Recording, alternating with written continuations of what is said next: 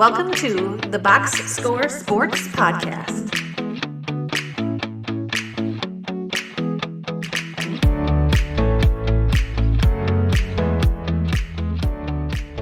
Let's move on to the Pistons side of this. I wasn't going to talk about the Pistons until we got to the draft, but they made a trade.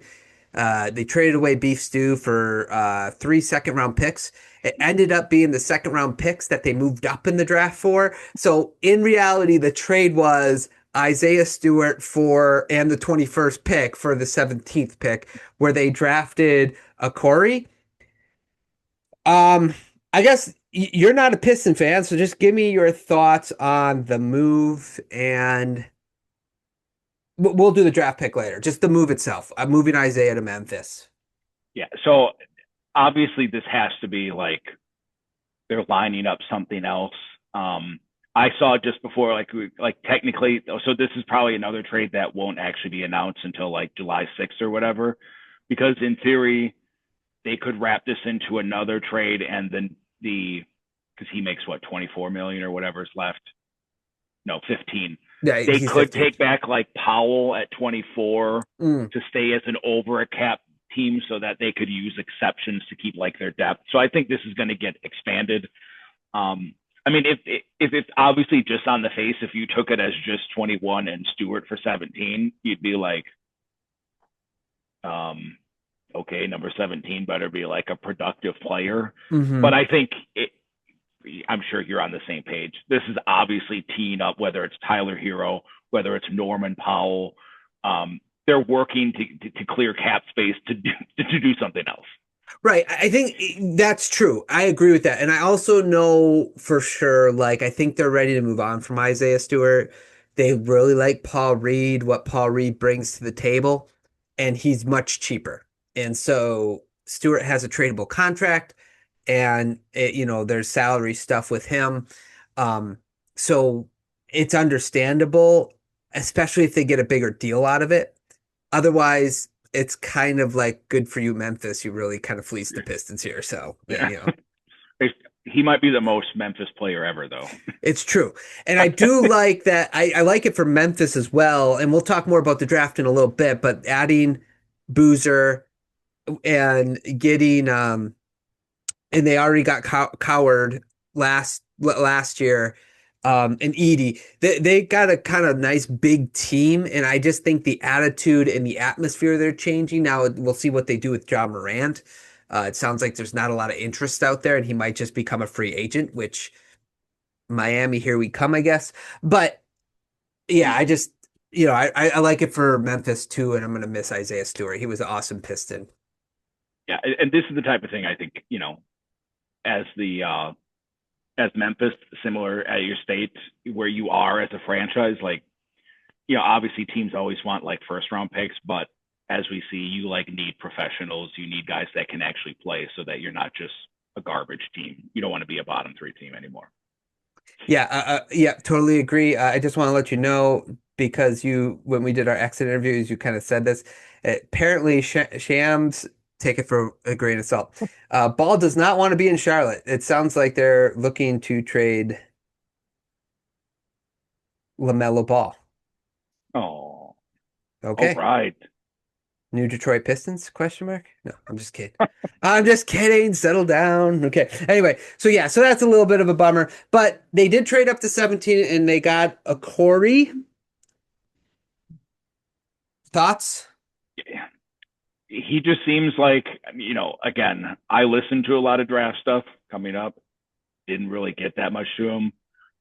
He's not my favorite type of guy, like a small. I know he's 6'2", so when I say small, we're not. Because my son all the time is like, "Well, he's 6'3". He's not small. I mean, like for NBA, small. Yeah, like NBA, it's relative, right? He's going up against 7-footers and 6'4" guys. He's small. Yeah, I always joke like Ryan Rollins is like 6'3" or 6'4", but like he's a big dude. Like there's a difference between 6'2", 185, which this guy is, and 6'3", 210. Yeah, right? Like that's a big difference. So sounds like he's a good handler. Shot seems fine. It's hard when you get to these later picks of like, oh my god, this guy is the next it. they might develop into it. The Pistons obviously saw something because they moved up to target him. So we'll see. Yeah, so when I was watching his highlights, the first player that came to mind, I'm like, upside or whatever, Tyrese Maxey. He looked like that type of player. The way he can get into the paint and the way he was finishing was pretty good. Obviously, take it with a grain of salt because they're highlights. Like everything is going to look good. He has really good handles. He can get to the rim, get to the paint. He's really hard to stop. He also has a 6'8" wingspan. And I guess he's only 18. So, like you were talking about, that Ament could grow a little bit more. He potentially may grow a little more as well. We'll see. But small guard, I don't mind the chance on him. From the things I heard, he can kind of shoot and catch up. And he was responsible for a lot of what I think it was Stanford. Did he play for Stanford? I think it was Stanford. But anyway, Yep, Sam. he was very much responsible for like the entire offense of that team. Like he was doing a lot. So I just wonder if like and he had a low turnover rate. He had like the lowest in the college, or one of the lowest in college turnover rate. So I think he's going to help with that as well for the Pistons. So all in all, it's a fine pick. If he can play next to Cade and Asar, great. Even if he's just a fire off the bench, that's fine too, because they needed somebody with creation ability. So yeah, that's what I was going to say. Even if he turns into your backup point guard or come off the bench creator, again, 17th pick. This is the NBA. When you get to this range, if you get a guy that like could play 20 or 25 minutes or even play in a playoff series, it's a win. And the Pistons have done a fairly good job, like Jaden Ivey, notwithstanding, but that wasn't all on the Pistons, right, as it turns out. Yeah. So I think, again, he's going into a winning culture, which I think is so helpful for these guys, because he can't just come in and do his own thing. The Pistons are like, this is what we're going to do. We drafted you for this role. Maybe you can expand out of it. And I think, again, a guy like this went to Stanford, led the offense. I wouldn't poop all over the pick because, again, we don't know what these guys, but I think, hey, right, this is kind of the stuff the Pistons need. Yeah, correct. And I did like the interview too. Like you mentioned, some of the Bucks draft that were interviewed. He did mention, like, I understand the reputation the Pistons have, and I'm here to add to it. I want to add to the defensive side of the ball, and I think I can do that. And he mentioned like ways and like playing passing lanes with his length, because he has that 6'8" wingspan. So that's good. So goes up to the thing. Next question. What's next for the Pistons? Well, you mentioned a little bit after the Isaiah Stewart trade. It could be Norm Powell. It could be Tyler Hero. They still are interested. We'll see in Trey Murphy III, but it sounds like Weaver is kind of has put a lot of it reminds me of the Jeremy Grant situation a little bit, where he's just overvaluing his own players a little bit. And there's some reports the Pistons are still interested in Kawhi Leonard. I don't know how much Kawhi wants to play in Detroit. So I think they'll still end up making a move. I just don't know who for, and it also will depend on what we give up for that person, whether I like it or not. So we'll see what happens. Yeah, and I think if you're the Pistons, I think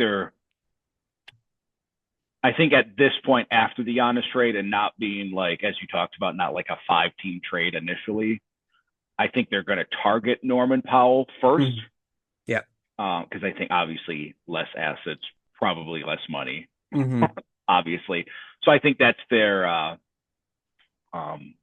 go-to, and that's fine. I think they're just trying to recreate the Malik Beasley Gunner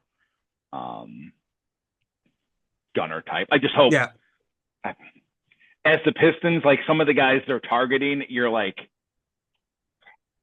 I get it, but like, I don't know if Norman Powell solves like a systematic issue. I know he's a good shooter, but he's kind of like, I don't want to say injury prone. He does tend to miss some games, but then you're like,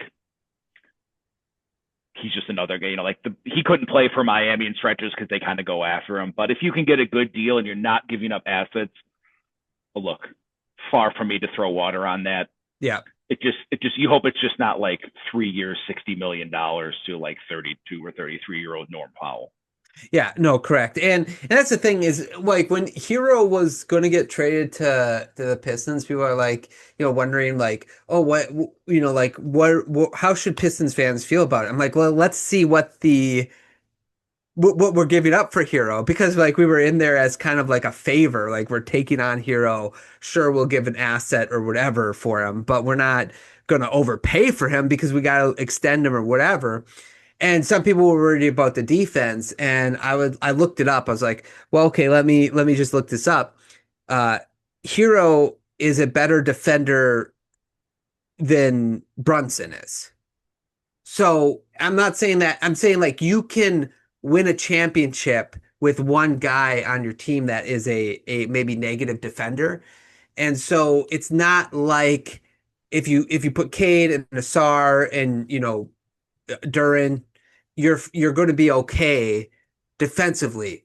That's the only thing that I think was getting a little bit overrated in this. It's like you can't take away what he does offensively and just only focus on one side. You can win with a negative defender on your team. You just have to do it. You guys just got to do it the right way or whatever. Yep.